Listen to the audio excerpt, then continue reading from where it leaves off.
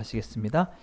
바사왕 고레스는 말하노니 하늘의 하나님 여호와께서 세상 모든 나라를 내게 주셨고 나에게 명령하사 유다 예루살렘에 성전을 건축하라 하셨나니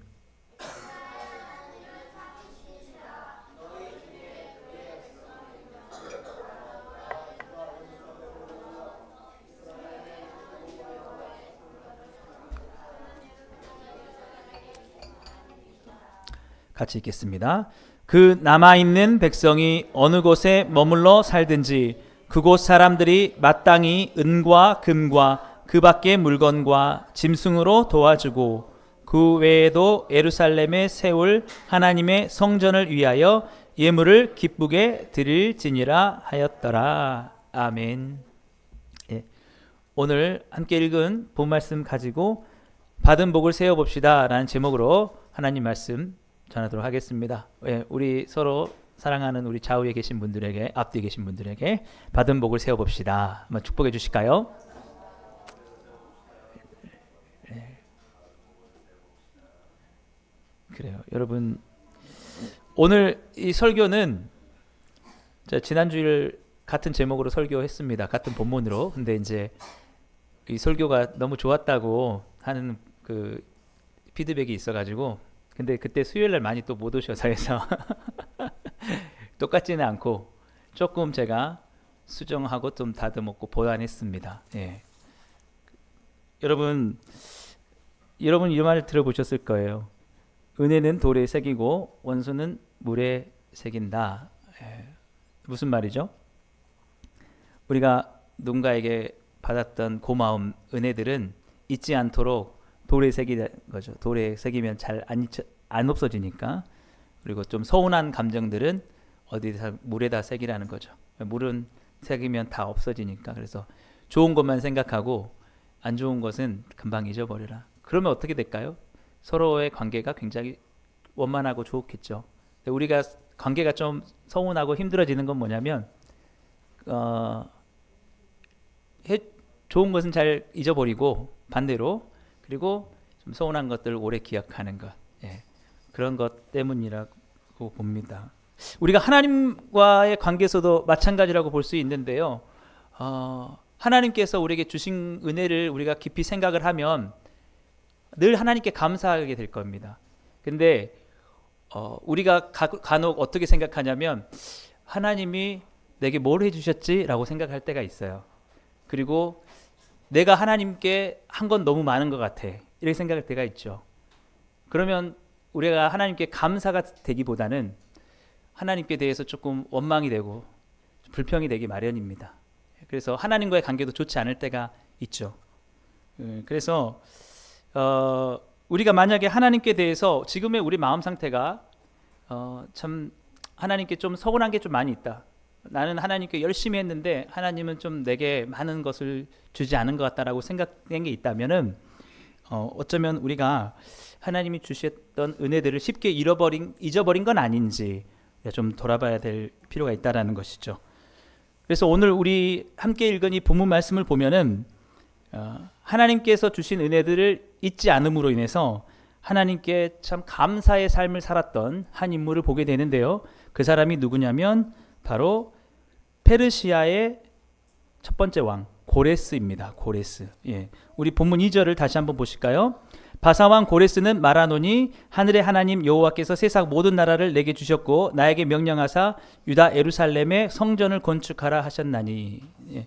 여기서 이 바사라고 하는 것은 페르시아를 말하는 거거든요. 페르시아를 이렇게 한국말로 번역을 한 건데 그 고레스 왕이 이렇게 얘기를 하고 있죠. 하늘의 하나님께서 세상 모든 나라를 내게 주셨다.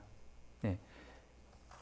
여러분, 이 고레스 왕은 당시에 페르시아를 이렇게까지 정복을 했던, 예, 바벨론뿐만 아니라 이집트까지, 저 유럽, 남부 유럽까지 이렇게 하면은 이렇게 얘기할 수 있겠죠. 내가 얼마나 대단한 인물인가라고 스스로 그 업적을 생각할 수 있는데 고레스는 뭐라고 얘기했냐면 하늘의 하나님께서 세상의 모든 나라를 내게 주셨다라고 하는 거예요. 그러니까 하나님께 은혜를 돌리고 있는 것입니다. 하나님께서 은혜를 주시 않았다면 내가 이렇게 될 수 없겠다라고 하니까 이 고레스의 마음에 뭐가 있겠습니까? 감사가 있는 거죠. 하나님께 대한 감사가 있다 보니까 어떻게 되느냐라고 하면 하나님께서 명령하신 것을 너무나 자발적으로 따르고 싶은 마음이 생긴다는 거예요. 뭐냐면 나에게 명령하사 유다 예루살렘에 성전을 건축하라 하셨나니, 하나님께서 고레스에게 너가 가서 유다에 성전을 건축하게 사람들을 보내라는 거죠. 여러분들이 이제 왜 갑자기 유다에 성전을 건축해야 되지? 여러분 조금 궁금하실 수 있는데, 유다가 BC 586년에 바벨론이라는 나라에 의해서 완전히 망합니다. 그들의 죄악을 회개하지 않아서. 그래서 바벨론으로 해서 사람들이 다 포로로 잡혀가요. 왜? 노동시키려고. 그래서 바벨론에서 엄청나게 노동을 하고 힘들게 삽니다. 몇 년 동안 사냐면 거의 70년 가까이. 근데 하나님께서는 70년이 지나면 반드시 너희를 다시 돌이킬 거야 라고 말씀하셨어요. 그래서 바벨론이 어느 나라에 정복을 당하냐면 페르시아에 정복을 당하는 거죠. 예. 근데 이 바벨론 왕과는 다르게 페르시아 왕 고레스는 하나님을 믿고 섬겼다는 거예요.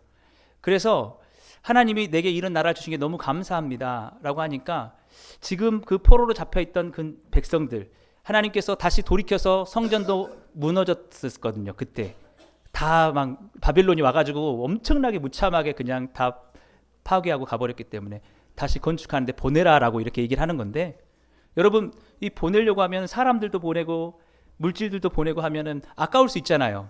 아까울 수 있는데 고레스는 어떤 마음이냐면, 이 모든 나라를 나에게 주셨는데 내가 뭐 하나님께 당연히 이거 드려야지, 이런 마음으로 지금 그렇게 하고 있다라는 것입니다. 예.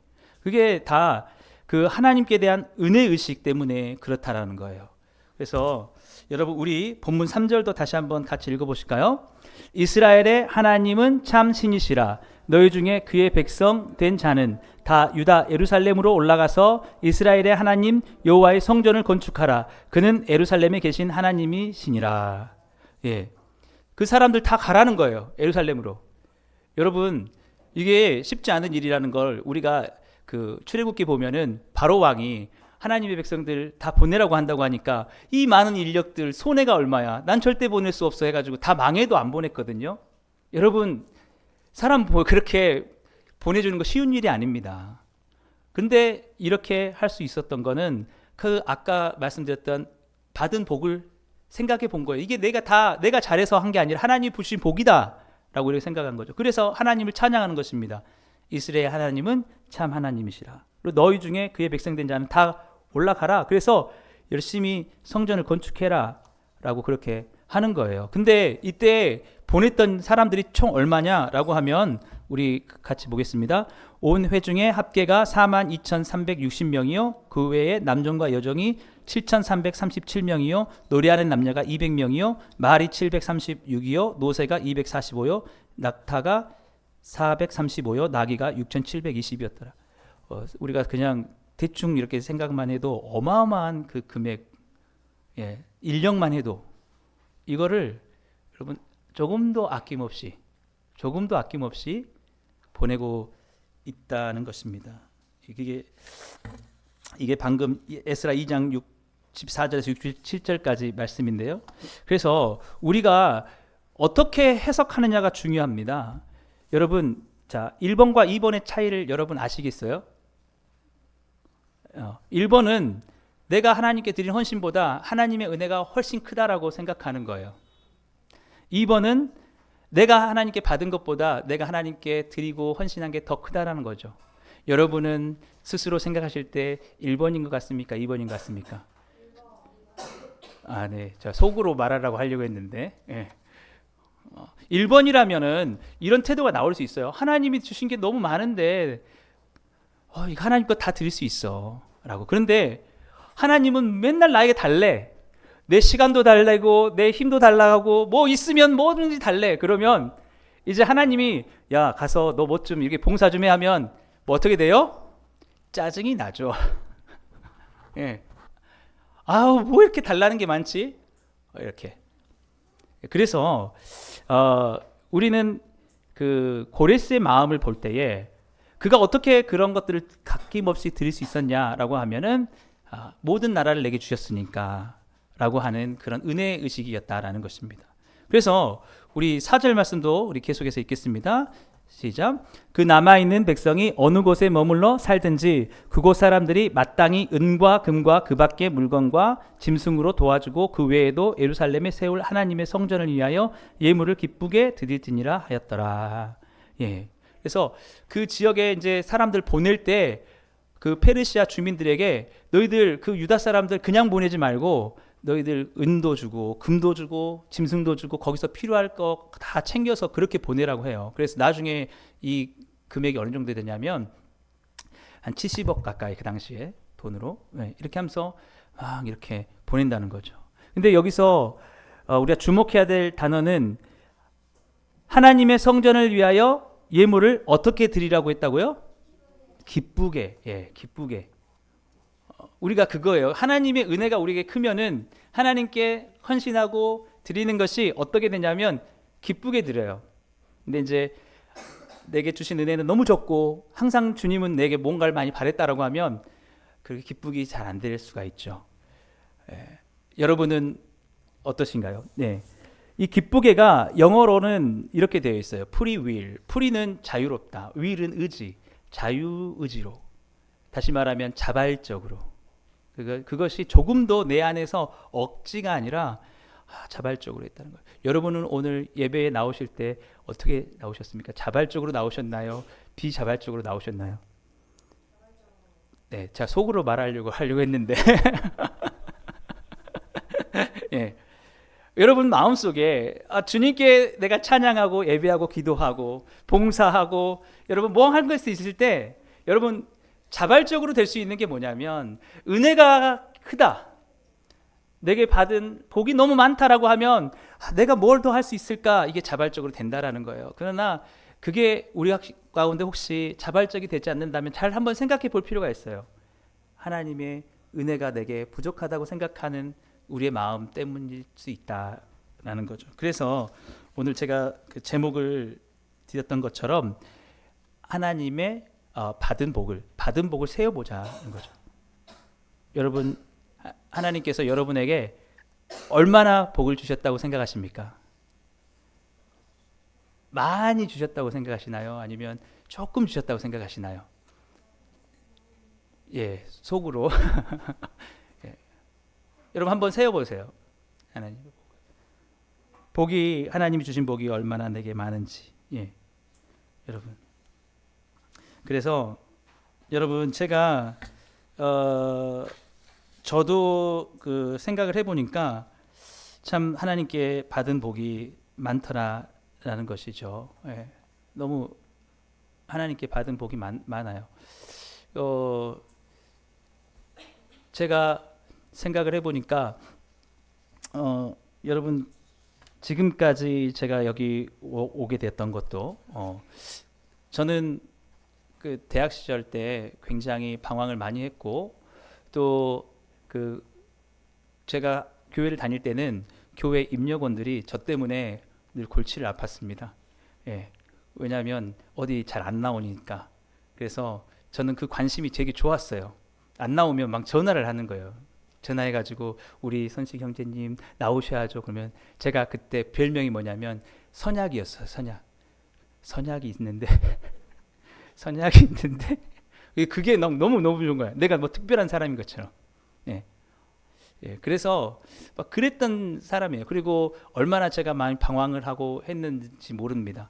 그래서 저는 한 번은 내가 이렇게 목사로서 하나님께 많은 걸 드리고 있죠 라고 이렇게 생각을 했는데 생각을 해보니까 그게 아니고 하나님이 너한테 얼마나 복을 주셨는지 생각을 해보라 그런 것 같아요. 그래서 다시 제가 돌이켜보니까 제가 정말 철없고 정말 방황한 적이 많았었는데 제가 여기 그 와가지고 그 광신대 석사도 졸업을 할 수 있게 되었고, 예, 그리고 전남대 철학과도 석사로 졸업할 수 있었고, 그리고 중앙대 대학원도 박사과정을 수료를 했어요.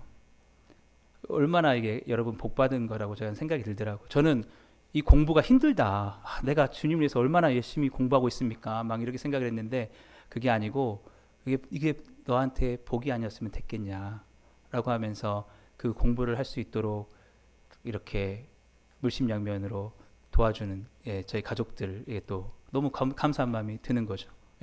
제가 이번에도 이제 논문을 써야 되니까 논문을 막 준비하면서 갑자기 감사한 마음이 드는 거예요. 하나님이 복을 주지 않았다면 내가 이 시간에 이렇게 책을 보고 논문을 쓸 수 있었을까?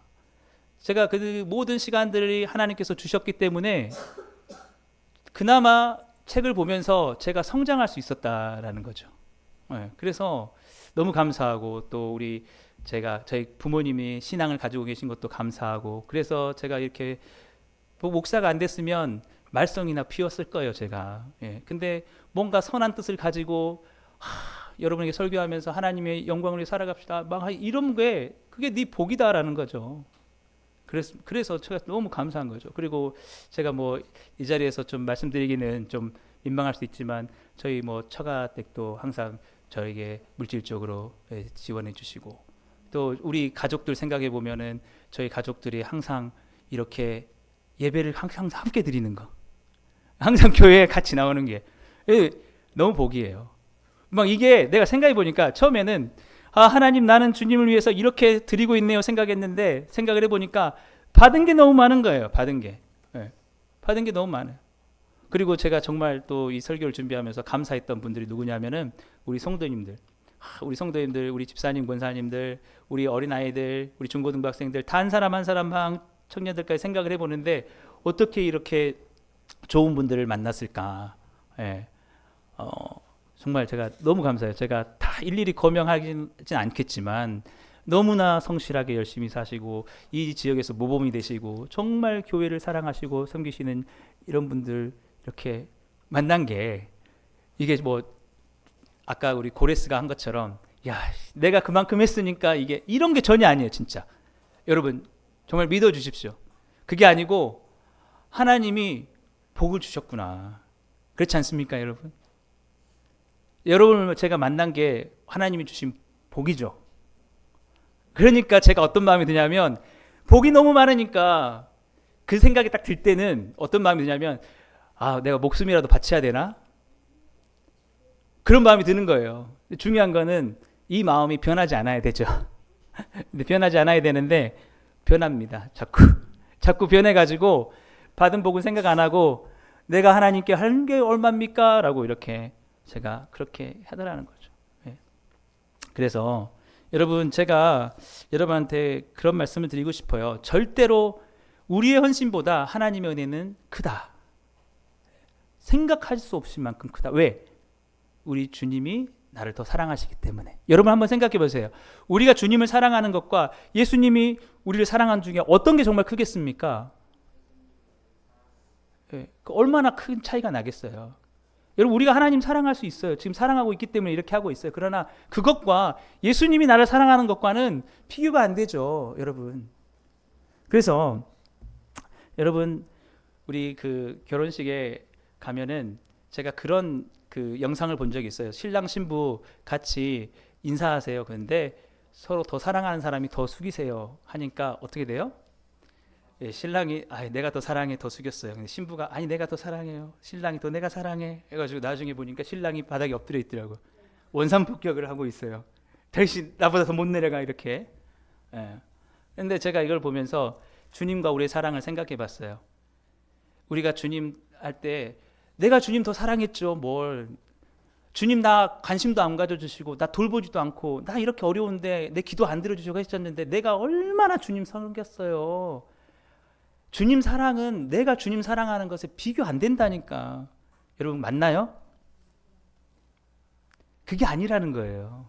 사실은 잘 생각해 보면은 우리가 주님을 사랑하는 것도 귀하지만 주님의 사랑은 끊을 수 없는, 정말 생각하면 생각할수록 나를 향한 사랑은 엄청 크다는 거죠. 근데 우리가 잘 그걸 못 느낄 때가 있어요. 뭘 주님이 그렇게 나를 사랑하셨어요? 내게 보이는 건 뭐냐면 내가 사랑한 것밖에 안 보이는 거죠. 그죠?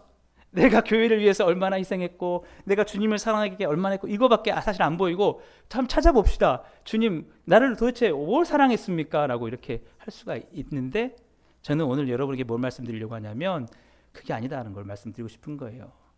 예수님이 우리를 정말 사랑하신다는 거. 제가 오늘 설교를 준비하면서도 느낀 게 그거예요. 예수님이 정말 엄청나게 나를 사랑하시는구나. 내가 사랑하는 건 아무것도 아니구나 라는 거죠. 여러분, 그래서 우리 베드로가 예수님을 3번이나 부인했죠. 그리고 다시 예수님이 십자가에 죽으시자 자기가 배를 찾아서 원래 하던 일로 돌아갔습니다. 그런데 예수님이 오셔서 부활하셔서 물어봐요. 베드로야, 네가 이 사람들보다 더 나를 사랑하느냐라고 하니까 베드로가 그런 말을 하죠. 나는 주님을 사랑하는 줄 주님이 아십니다. 대답을 잘 못하는 거죠. 왜? 무서워서 도망갔으니까. 자기 목숨만큼은 사랑하지 못한 거예요. 근데 예수님은 어땠었어요? 자기가 생명에 죽으시면서 누구를 위해서 죽으셨습니까? 베드로를 위해서 죽으셨잖아요. 베드로를 위해서 죽으시고 다시 오셔서 베드로에게 책망하신 게 아니라 너 나를 3번이나 부인했지 라고 하시는 게 아니라 내가 너 변함없이 너를 사랑한다라고 이렇게 말하고 있다라는 것이죠. 여러분, 이게 우리의 모습일 수 있습니다. 예. 우리는 주님을 떠날 수도 있고 우리는 믿음이 흔들릴 수도 있고 주님께 서운할 수도 있고 그렇지만은 예수님은 우리를 잊지 않으신다는 거죠. 제가 그래서 그런 말씀을 드렸어요. 예수님은 이상하게 원수는 정말 우리가 잘못한 것은 물에 새기시고 우리가 주님을 믿은 것은 돌에 새기신다. 그래서 우리를 향한 사랑을 끊지 않으신다라는 것이죠. 예. 그래서 여러분 중에 그런 분들이 있을지 모릅니다. 주님이 정말 나를 어떻게 사랑하셨냐고 우리가 그렇게 물어보신 분들이 있으시겠죠, 여러분. 근데 다윗이 시편 8편에 이렇게 고백을 하고 있거든요. 우리 같이 보실까요? 사람이 무엇이기에 주께서 그를 생각하시며 인자가 무엇이기에 그를 돌보시나이까. 예, 이게 주님이 나를 너무 사랑하신다고 그렇게 고백한 거예요. 근데 여러분 여기다가 이렇게 한번 해보세요. 저를 따라서 해보세요. 여러분 거기 사람이에 자기 이름을 넣어보세요. 그리고 인자에 또 자기 이름을 넣어보세요. 함께 해볼까요? 시작.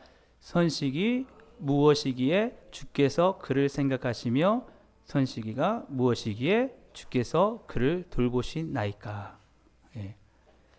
여러분 만약에 마음속에 정말 하나님께 대한 서운함이 있을 때 그때 이거를 한 수십 번 수백 번 해보세요.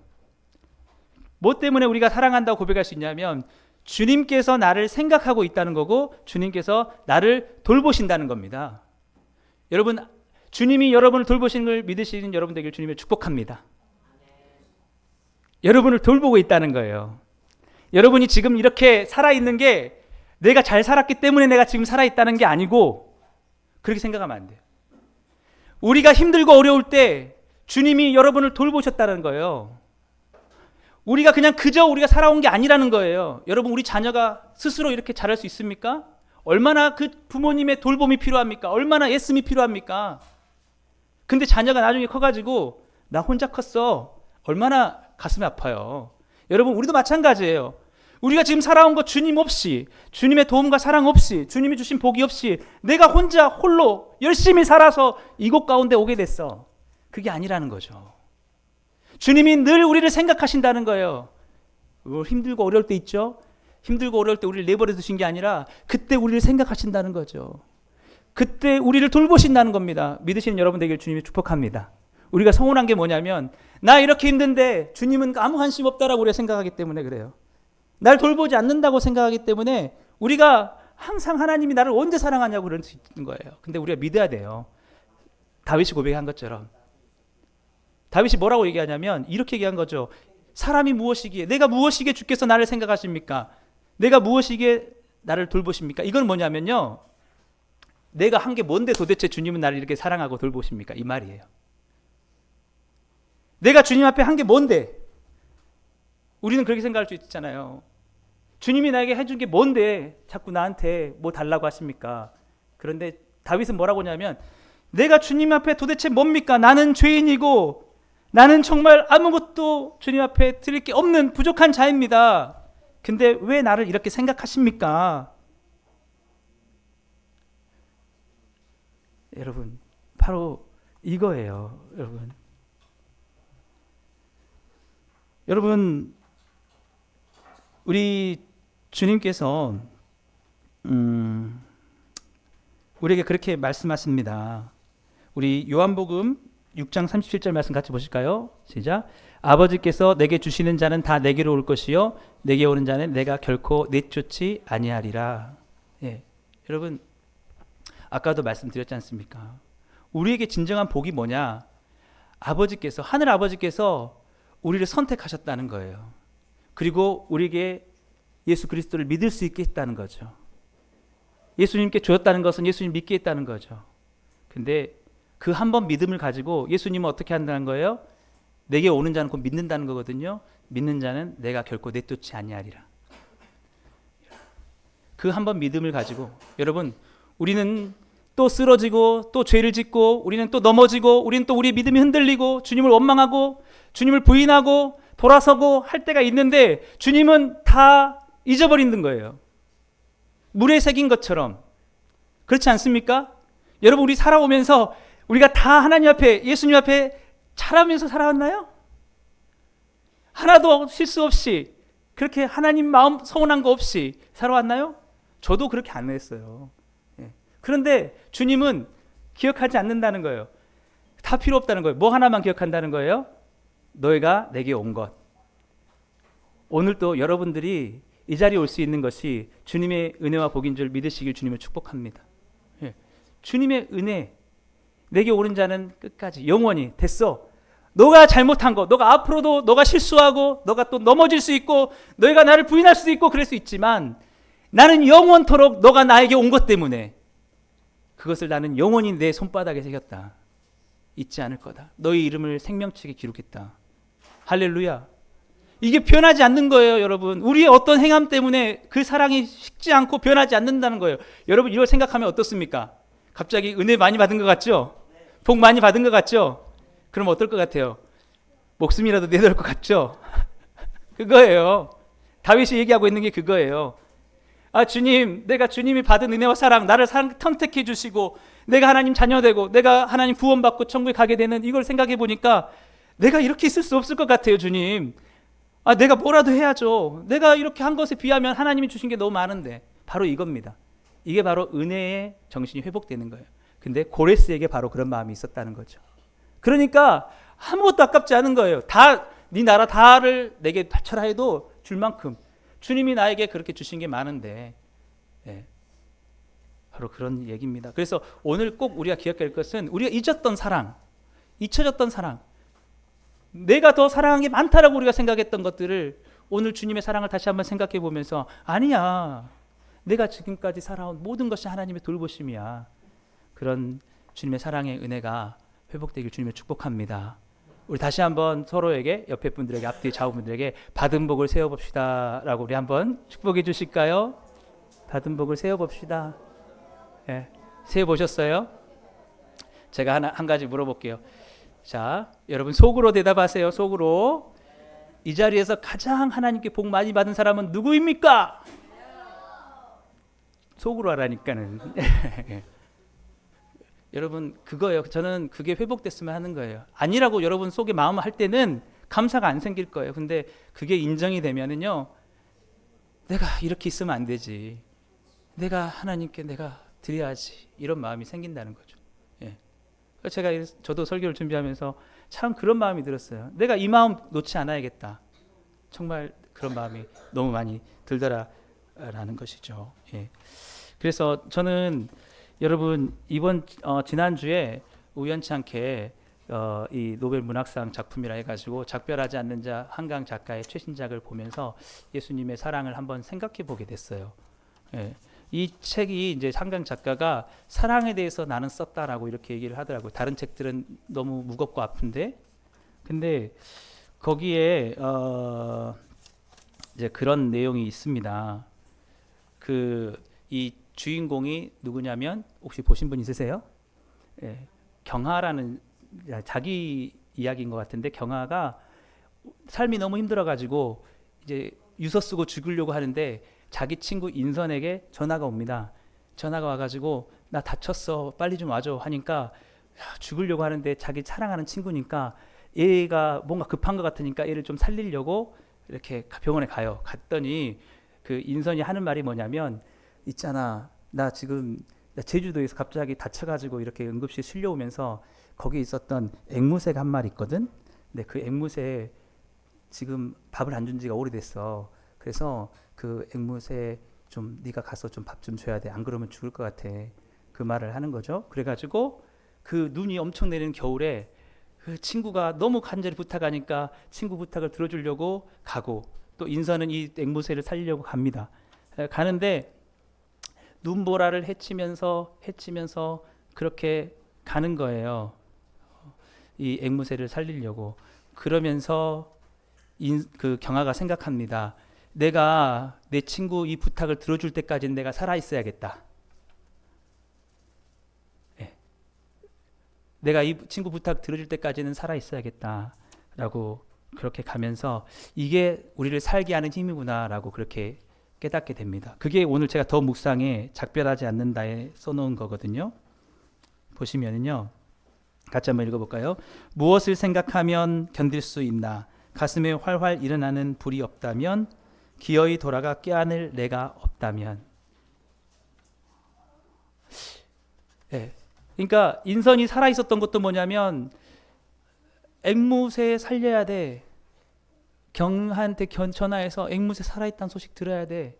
그리고 인선도 경아도 죽으려고 하는데 살아있던 게 뭐냐면 내 친구에게 이거 도와줘야 돼.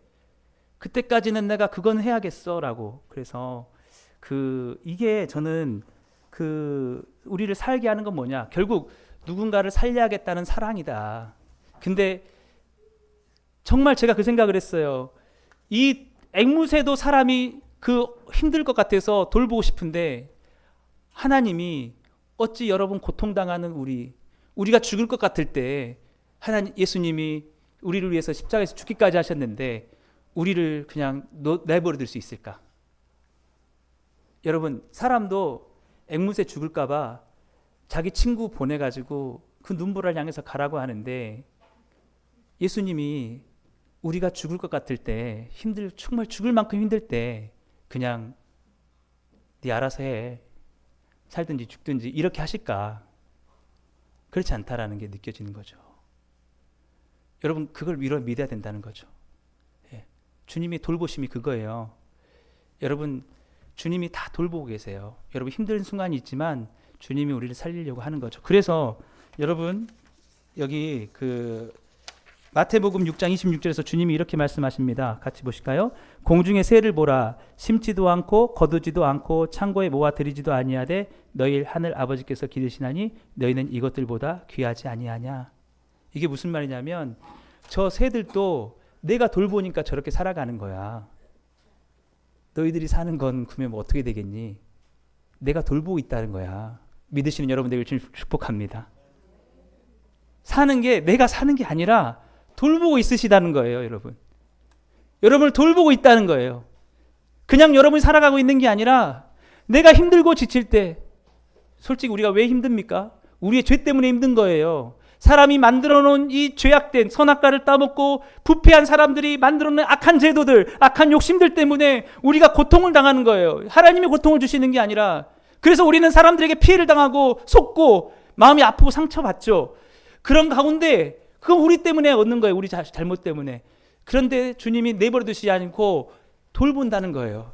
우리를 위로해 주시고 사랑해 주시고 지치고 힘들 때, 우리의 믿음이 끊어질 때, 내가 정말 살고 싶지 않을 때 다시 한번 주님이 우리에게 생명을 주시는. 예. 여러분 지난 한 주도 한번 생각해 보십시오. 여러분 지난 한 주 살 동안 얼마나 여러분에게 시련이 많았습니까? 얼마나 시험이 많았습니까? 얼마나 여러분 믿음이 흔들렸습니까? 얼마나 여러분 참 살기가 어려웠습니까? 그런데도 여러분이 오늘 이렇게 예수님을 믿음을 가지고 올 수 있었던 것은 도대체 무엇 때문일까요? 예수님이 우리를 돌보시기 때문에. 저도 그걸 느껴요. 제가 쓰러지고 힘들 때, 믿음이 약할 때 주님이 찾아오셔서 다시 일으켜 세워주시기 때문에, 그러니까 제가 뭐 아무것도 아닌데 여러분 앞에서 이렇게 막 힘차게 설교하고 있는 거 아니에요, 여러분. 저라고 뭐 한 주가 뭐 그냥 뭐 널널하게 넘어갔겠습니까?